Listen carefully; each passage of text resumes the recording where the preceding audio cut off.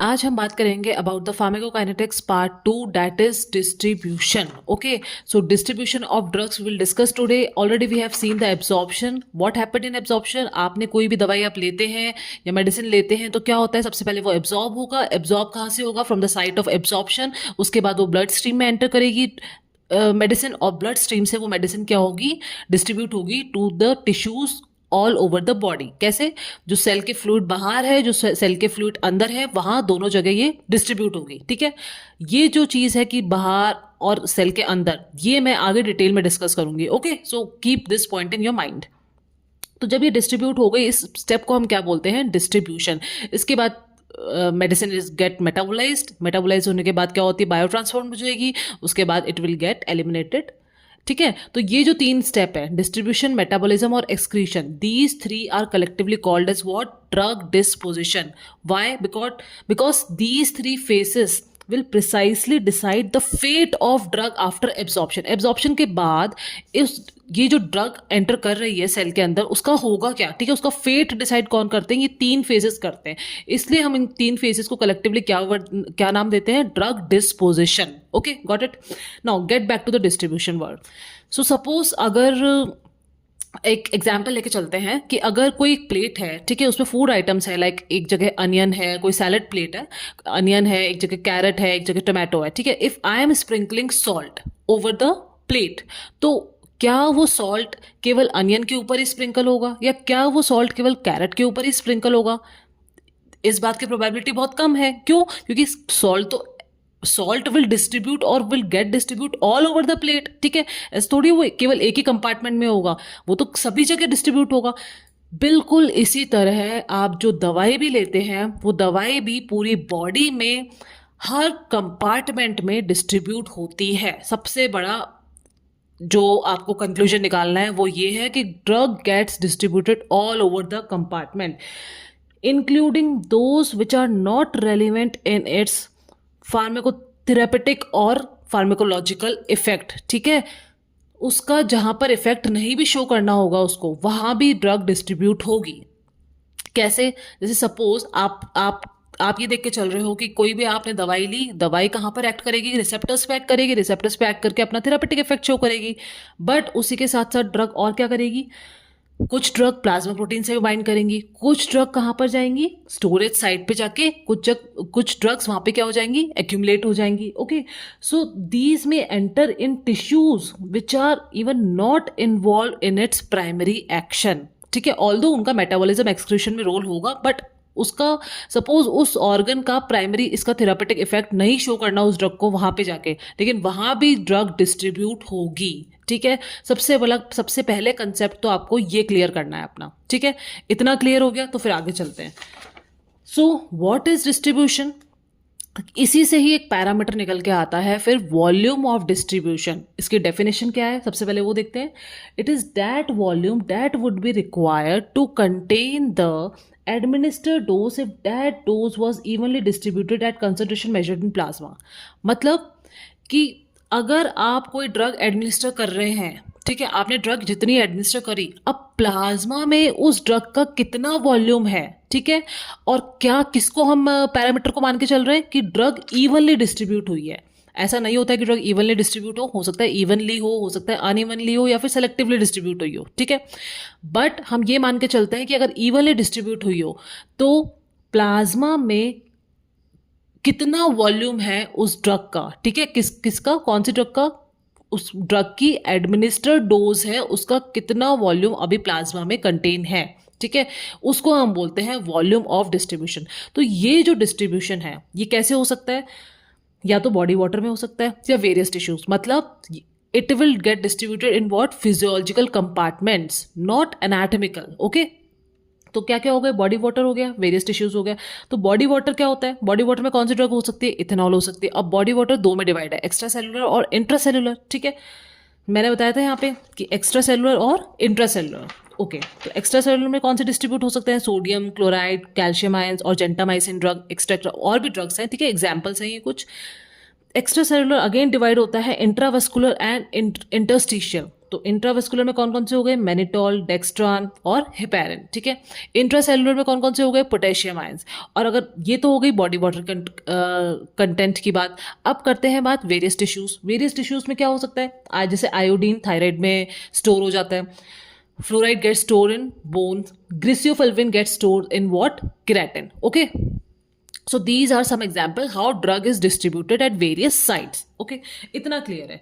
तो अब ये देखते हैं जो ड्रग डिस्ट्रीब्यूट हो रही है, ठीक है, जब भी ड्रग डिस्ट्रीब्यूट हो रही है कि यहाँ पे ब्लड से ड्रग एंटर करेगी सेल के अंदर, ठीक है, तो ड्रग को कुछ बैरियर्स क्रॉस करने पड़ते हैं। ये जो सेल मेम्ब्रेन है ये क्या है, ये बैरियर्स है। तो ये जब बैरियर्स है, कौन कौन से बैरियर है, इनको बोलते हैं हम फिजियोलॉजिकल बैरियर। तो जैसे कौन कौन से हैं, blood brain barrier, second blood CSF and CSF brain barrier, and third is placenta barrier, okay. So these are some barriers. जैसे ब्लड ब्रेन बैरियर है, इसमें क्या होता है, एंडोथेलियल सेल्स क्या होती है, टाइटली पैक्ड होती है, और उनके चारों तरफ एनवेलप किसका होता है, ग्लियल सेल्स का होता है, ठीक है। जैसे this is blood brain barrier and this is CSF brain barrier, okay. These are zona occludens. Now अब होता क्या है कि ये ब्लड ब्रेन बैरियर है, ब्लड CSF बैरियर है, प्लेसेंटल बैरियर, इनका एज अ रूल इसमें क्या होता है, जो हमने कल पढ़ा था, only lipid soluble drugs can cross through these barriers, ठीक है। Lipid soluble non ionizable drugs, lipid soluble non ionizable drugs, only these drugs can cross the blood brain barrier, these barriers, okay। तीनों में rule of thumb मान के चल लो कि यही rule है कि only lipid soluble drug can cross these barrier. But हो सकता है suppose in case of like cerebral meningitis और वायरल मेनिंजाइटिस, ठीक है, तो हो उस ऐसी कंडीशंस में क्या हो सकता है, देयर इज इन्फ्लेमेशन ऑफ मेनिंजस, ठीक है। तो उस केस में क्या होता है कि जो ड्रग्स जैसे लाइक पेनिसिलिन है, क्लोरामफेनिकॉल है, ठीक है, जो कि एंटर नहीं कर सकती थी पहले, ठीक है, but due to inflammatory condition now blood brain barrier becomes permeable, तो ये ड्रग्स भी क्या क्या करती हैं, फिर ब्रेन में एंटर कर सकती हैं, ठीक है। ऐसे ही हम बात करते हैं प्लेसेंटल बैरियर की। अब placental barrier holds a very important place, क्यों, क्योंकि प्लेसेंटा से अगर कोई ड्रग क्रॉस कर रही है लिपिड सॉल्युबल ड्रग, तो it can harm what, fetus, okay. अब जैसे कुछ ड्रग्स हैं लाइक जैसे जनरल एनेस्थीसिया है, न्यूरोलेप्टिक्स है, okay, like you can also say like other some other drugs also which are lipid soluble, okay. So ये ड्रग्स क्या होती है, ये क्रॉस कर जाती है क्या, प्लेसेंटल बैरियर्स ऑल्सो, ठीक है। अब मोस्टली नार्कोटिक्स हो गई जैसे, ठीक है, तो अगर ये ड्रग्स क्रॉस कर रही है तो it will harm what, foetus. तो अगर फर्स्ट ट्राइमेस्टर ऑफ प्रेगनेंसी में कोई ड्रग क्रॉस कर रही है जैसे लाइक थैलिडोमाइड, फेनिटोइन, ठीक है, तो they can cause what, congenital anomalies, okay, like what, congenital anomalies like what, teratogenicity, okay, they can cause teratogenicity। और अगर later half of pregnancy like during labor अगर आपने मॉर्फिन यूज किया तो it can cause what, fetal asphyxia, ठीक है। ऐसे ही आपने क्या अगर कार्बिमाजोल एंटीथायराइड ड्रग यूज किया है, ठीक है, ड्यूरिंग लाइक थर्ड ट्राइमेस्टर और लेट प्रेगनेंसी, तब क्या हो सकता है, neonatal thyroid, okay. So it can lead to these conditions अगर आप ये ड्रग्स जो कि प्लेसेंटल बैरियर को क्रॉस कर सकती हैं, तो दीज कैन हार्म फीटस। तो आपको ये बहुत ध्यान रखने की जरूरत है। Also fetal plasma is more acidic than that of mother, like 7 versus 7.4। तो अगर fetal plasma acidic है than that of mother, तो it can lead to what, ion trapping of basic drugs. तो अगर आप बेसिक ड्रग दे रहे हो कोई मॉर्फिन, तो क्या होगा, वो फीटल प्लाज्मा में उसका आयन ट्रैपिंग हो जाएगा। क्यों, क्योंकि जब बेसिक ड्रग एंटर करेगी it will get what, ionise. अब उसको बाहर डिफ्यूज बैक होना, मतलब वो वापस से बाहर निकल सके, ऐसा पॉसिबल नहीं हो सकता। भाई फीटल प्लाज्मा अगर मोर एसिडिक है देन दैट ऑफ मदर, और अगर आपने क्या दे दिया, बेसिक ड्रग दे दिया, तो बेसिक ड्रग एंटर कर रही है फीटल प्लाज्मा में जो कि एसिडिक है, तो बेसिक और एसिडिक मिलके क्या बना देंगे, आयोनाइजेशन हो जाएगा। अब ये जो आयोनाइज स्टेट है इसका वापस से ये डिफ्यूज हो जाए बैक, ठीक है, it is very hard for this ionized state to diffuse back, ठीक है, and this will lead to what, iron trapping condition, ठीक है। so that's why physiological barriers are very important। अब हम बात करेंगे आगे, क्यों जो इससे हमें कंक्लूजन समझ में आया, क्या समझ में आया, वॉल्यूम ऑफ डिस्ट्रीब्यूशन से, कि more amount of drug entering the tissue, drug है ब्लड वेसल में, ठीक है, यहाँ पे देखते हैं, कि ड्रग अगर ब्लड वेसल में है तो more amount of drug entering into the tissue, more amount of drug is entering into the tissue, मतलब वॉल्यूम ऑफ डिस्ट्रीब्यूशन बहुत ज़्यादा है। ठीक है, कभी भी वॉल्यूम ऑफ डिस्ट्रीब्यूशन देखो, वॉल्यूम ऑफ डिस्ट्रीब्यूशन या तो ज़्यादा होगा या कम होगा। तो ज़्यादा किस केस में होगा? जब बहुत ज़्यादा amount of drug is entering the tissue, उस केस में हम बोलते हैं वॉल्यूम ऑफ डिस्ट्रीब्यूशन ज़्यादा है, मतलब वो डिफरेंट टिश्यूज में ड्रग क्या हो गई है, स्प्रेड हो गई, स्कैटर्ड हो गई है, ये समझ लो। ठीक है, तो इस फैक्टर को जो इन्फ्लुएंस करने वाले दो मेन जो फैक्टर्स हैं वो क्या है, इस पॉइंट को अफेक्ट करने वाले? लिपिड सॉल्युबिलिटी और प्लाज्मा प्रोटीन बाइंडिंग। ठीक है भाई, लिपिड सॉल्युबिलिटी जिस ड्रग की होगी it can cross the cell membrane, और प्लाज्मा प्रोटीन बाइंडिंग ये हम आगे देखते हैं। Okay, so drugs which are lipid soluble है तो यू कैन अब तो इजीली अंडरस्टैंड कि these can cross the blood vessel wall. ठीक है, मतलब इनका हाई वॉल्यूम ऑफ डिस्ट्रीब्यूशन है।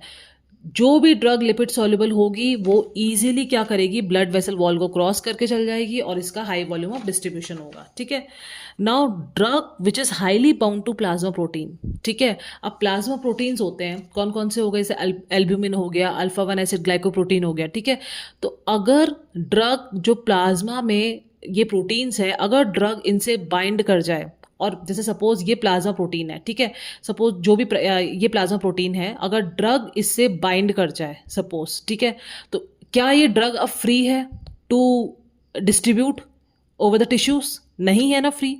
तो अब ड्रग तो कहाँ रहेगी? कंपार्टमेंट में ही रहेगी, by binding what? Plasma. Okay, so क्या होगा? तो drug which is highly bound to plasma protein will act as what? A large molecule। ये प्लाज्मा प्रोटीन था और ड्रग ने इसको आके बाइंड कर लिया। Now this drug will function as what? Large molecule. It will stay in plasma. अब ये कहाँ रहेगी? प्लाज्मा में ही रहेगी। ये ड्रग इसको, या ये प्लाज्मा प्रोटीन जो बाइंड हुआ है, ठीक है, ये जो बाइंडिंग है इसको ये क्या नहीं करने देगा? डिस्ट्रीब्यूट नहीं होने देगा to various site. So less will go to the tissues and this will lead to what? Reduced volume of distribution। देखा, हाई वॉल्यूम ऑफ डिस्ट्रीब्यूशन और रिड्यूस वॉल्यूम। हाई वॉल्यूम कब होगा? हमें हमेशा क्या चाहिए? Drug should be lipid soluble, अगर उसको स्प्रेड होना है, उसको काम करना है। ठीक है, और अगर प्लाज्मा प्रोटीन से ड्रग ने बाइंड कर लिया तो क्या होगा? वो केवल कंपार्टमेंट में ही रह पाएगा, आगे डिस्ट्रीब्यूट नहीं हो पाएगी ड्रग, जिस वजह से क्या हो जाएगा? वॉल्यूम ऑफ डिस्ट्रीब्यूशन रिड्यूस हो जाएगा। ठीक है, so only it is the free form of the drug which is responsible for what? Action as well as metabolism of the drug. तो अगर ड्रग फ्री है, मतलब प्लाज्मा प्रोटीन से bind नहीं है, वो ही ड्रग क्या करेगी? अपना थेरापेटिक इफेक्ट शो कर सकती है, उसी का मेटाबॉलिज्म हो सकता है। ठीक है, दूसरी बात क्या है? Plasma protein binding makes a drug long acting. तो अगर कोई ड्रग प्लाज्मा प्रोटीन से बाइंड है तो ये ड्रग क्या हो गई? लॉन्ग एक्टिंग हो गई। ठीक है, और इसका क्या हो जाएगा? डिक्रीज मेटाबॉलिज्म, क्योंकि ये ड्रग तो आगे जा ही नहीं पा रही ना काम करने के लिए, तो इसका क्या होगा? मेटाबॉलिज्म भी डिक्रीज हो गया और लॉन्ग एक्टिंग हो गई ड्रग।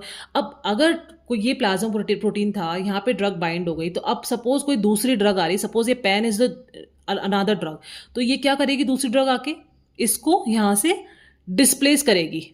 ये जो ड्रग है इसको, ये जो नई ड्रग आके क्या करेगी? इसको डिस्प्लेस करेगी। तो इससे क्या होंगे? ड्रग इंट्रैक्शंस भी बहुत सारे शो हो सकते हैं। ठीक है, it will lead to several drug interactions due to displacement from binding site by other drug. Suppose ये है, ठीक है, यहाँ पे ड्रग बाइंड है ऑलरेडी, ये प्लाज्मा प्रोटीन है, यहाँ पर एक ड्रग बाइंड है। ठीक है, अब मान लो दूसरी ड्रग आ गई, उसने इसको डिस्प्लेस कर दिया यहाँ से, और it will show what? Drug interactions. ठीक है, it can lead to accumulation, toxicity. Okay, so क्या समझ में आया? वो ड्रग्स जिनका लो वॉल्यूम ऑफ डिस्ट्रीब्यूशन है, ठीक है, which is restricted to vascular compartment, sufficient free concentration in plasma, मतलब जिनका लो वॉल्यूम ऑफ डिस्ट्रीब्यूशन है, मतलब वो ड्रग्स जो कि अभी तक टिश्यूज में डिस्ट्रीब्यूट नहीं हुई हैं और केवल कहाँ पर है? वेस्कुलर कंपार्टमेंट में, वेस्कुलर कंपार्टमेंट में है, और जिनका क्या है? अभी टिश्यूज में डिस्ट्रीब्यूट नहीं हुई है। ठीक है, और फ्री कंसंट्रेशंस में, ऐसा भी नहीं है यहाँ पे प्लाज्मा प्रोटीन से बाइंड है, ठीक है, सफिशिएंट फ्री कंसंट्रेशन में प्लाज्मा में है, अगर उनकी poisoning can be benefited by what? Dialysis. तो यहाँ पे किसका रोल आ गया हमारे पास? डायलिसिस का रोल आ गया। ठीक है, तो कैसे? Dialysis does not filter proteins. तो अगर कोई ड्रग है जो प्लाज्मा प्रोटीन से बाउंड है, तो वो अब डायलिसिस में क्या हो सकता है? प्रोटीन फिल्टर नहीं हो सकते हैं, तो क्या हो? ये जो ड्रग प्लाज्मा प्रोटीन से बाउंड है ये फिल्टर हो पाएगी? नहीं, ठीक है। तो drugs with high plasma protein binding can not be removed by dialysis. 1 point two note, ठीक है। जिन ड्रग्स का हाई वॉल्यूम ऑफ डिस्ट्रीब्यूशन है वो भी डिफिकल्ट टू रिमूव होगी। क्यों? क्योंकि हाई वॉल्यूम ऑफ डिस्ट्रीब्यूशन का मतलब क्या समझ में आया कि वो ड्रग क्या है, टिश्यूज में डिस्ट्रीब्यूट हो चुकी है। तो जब ब्लड प्लाज्मा में ड्रग है ही नहीं तो फिर किसको आप डायलिसिस करोगे, ठीक है। So more in tissues and less in plasma. जैसे कौन सी ड्रग्स है जिनका डायलिसिस करना मुश्किल है क्योंकि वो टिश्यूज में चली जाती हैं, वो कौन सी ड्रग है? डिजॉक्सिन और प्रोपेनोलॉल। ओके, सो ये हमें कंक्लूजन समझ में आया इससे, plasma protein binding and dialysis. Okay, अब देखो प्लाज्मा प्रोटीन बाइंडिंग, ठीक है। अब मैं एक चीज़ क्लिनिकल इंपॉर्टेंस पे मैं अलग से एक वीडियो और शॉर्ट वीडियो अपलोड करूंगी, लेकिन अभी के लिए समझ लो कि प्लाज्मा प्रोटीन बाइंडिंग में क्या होता है। ये बहुत इंपॉर्टेंट है कि अगर कोई ड्रग प्लाज्मा प्रोटीन से बाइंड है, ठीक है, वो क्या होंगी ड्रग? सबसे पहली बात लॉन्ग एक्टिंग होंगी, ठीक है। जो भी drug high plasma protein bound है वो प्लाज्मा में बहुत देर के लिए स्टे रहेगी और उसका वॉल्यूम ऑफ डिस्ट्रीब्यूशन क्या होगा? मतलब सपोज ये प्लाज्मा प्रोटीन है, इससे क्या है? ड्रग बाइंड है, ठीक है। तो ये क्या होगी? बहुत देर के लिए कहाँ पे रहेंगी? प्लाज्मा में ही रहेंगी। और टिश्यूज में इनका डिस्ट्रीब्यूशन क्या होगा? लो। तो इन high plasma protein binding drugs का लो वॉल्यूम ऑफ डिस्ट्रीब्यूशन होता है, ठीक है। और दूसरा क्या है? High plasma protein binding drug है, it can be displaced by another highly bound drug, ठीक है। ड्रग इंट्रैक्शंस हो सकते हैं। डायलिसिस के केस में क्या हो सकता है? It is not effective for drugs with high plasma protein binding. जिन ड्रग्स का हाई प्लाज्मा प्रोटीन बाइंडिंग है तो क्योंकि प्रोटीन फिल्टर नहीं होते हैं डायलिसिस में, ठीक है। नेक्स्ट हम चलते हैं, इसका कंक्लूजन जो हमने पढ़ा वो क्या देखा हमने कि डिस्ट्रीब्यूशन जो है वो बहुत सारे फैक्टर्स से अफेक्ट होता है। कौन कौन से? लाइपोफिलिसिटी, मतलब जो लाइपोफिलिक ड्रग है they can easily cross the cell membrane, और हाइड्रोफिलिक ड्रग्स हैं they can not easily cross the cell membrane. Blood flow, अब ब्रेन में ब्लड फ्लो ज़्यादा होता है, स्किन में कम होता है, तो drugs if they can cross blood brain barrier then these drugs can enter brain easily, ठीक है। कैपिलरी परमेबिलिटी, जैसे लिवर में है जो कैपिलरीज होती हैं उसमें स्लिट जो होते हैं उसमें क्या होता है? The drugs can easily get और access to liver as compare to what? Brain, क्योंकि यहाँ पे टाइट जंक्शंस होते हैं। Then we have plasma and tissue binding, we have albumin, ठीक है। एल्ब्यूमिन से हमने प्लाज्मा प्रोटीन बाइंडिंग देख लिया कि एल्ब्यूमिन से अगर कोई ड्रग बाइंड है, ठीक है। जो भी प्लाज्मा प्रोटीन से जो ड्रग्स बाइंड होती हैं उनका ड्यूरेशन ऑफ एक्शन ज़्यादा हो जाता है, ठीक है। और क्या होगा? उनका डायलिसिस नहीं कर सकते हैं अगर इनकेस पॉइजनिंग हो गया। Okay, so these all are the factors which affect distribution. इसी तरह हम अगर फॉर्मूला यूज़ करते हैं जो कि आपके न्यूमेरिकल्स में बहुत इंपॉर्टेंट काम आएगा, वॉल्यूम ऑफ डिस्ट्रीब्यूशन का फॉर्मूला होता है dose administered IV divided by concentration of drug in plasma. मतलब बहुत ईजी है इसको याद करना। आपने डोज एडमिनिस्टर करी आईवी, मतलब आपने जो दवाई ली, अब उसके बाद क्या होगा? जो ब्लड प्लाज्मा में ड्रग का कंसंट्रेशन होगा, ठीक है, आपने आईवी डोज एडमिनिस्टर करी, उसके बाद कंसंट्रेशन ऑफ ड्रग जितना प्लाज्मा में ड्रग पहुंची है उससे आपको डिवाइड करना है, ठीक है। This is the formula, this is very important formula to remember for solving numericals. Okay, then we have high volume of distribution. हमने और क्या देखा? We have high volume of distribution, मतलब कंक्लूजन यही है पूरे डिस्ट्रीब्यूशन चैप्टर का कि जिसका हाई वॉल्यूम ऑफ डिस्ट्रीब्यूशन है वो ड्रग हाईली डिस्ट्रीब्यूटेड है टिश्यूज में। ओके, जिसका लो वॉल्यूम ऑफ डिस्ट्रीब्यूशन है that drug is highly bound to plasma proteins. Okay, so जिसका हाई वॉल्यूम ऑफ डिस्ट्रीब्यूशन है मतलब वो ड्रग टिश्यूज में चली गई, तो इसका मतलब क्या होगा? आपको हायर डोज एडमिनिस्टर करनी पड़ेगी उस ड्रग की to attain the same plasma concentration as that of the drug with low volume of distribution. बात आई समझ में कि आपकी जिन ड्रग्स का हाई वॉल्यूम ऑफ डिस्ट्रीब्यूशन है, कि जो ड्रग्स टिश्यूज में बहुत ज़्यादा डिस्ट्रीब्यूट होती हैं, तो क्या होगा फिर? यहाँ पे तो कुछ कंसंट्रेशन बचेगा ही नहीं, तो आपको ऑलरेडी एक high dose of drug administer करनी पड़ेगी to attain the same plasma concentration as that of the drug. कौन सी ड्रग का? जैसे लो वॉल्यूम ऑफ अगर डिस्ट्रीब्यूशन होता है किसी ड्रग का तो यहाँ पे एक प्लाज्मा कंसंट्रेशन मेंटेन होता, तो वैसे ही वो मेंटेन करने के लिए आपको एक ऑलरेडी एक हाई डोज पहले से ही एडमिनिस्टर करना पड़ेगा।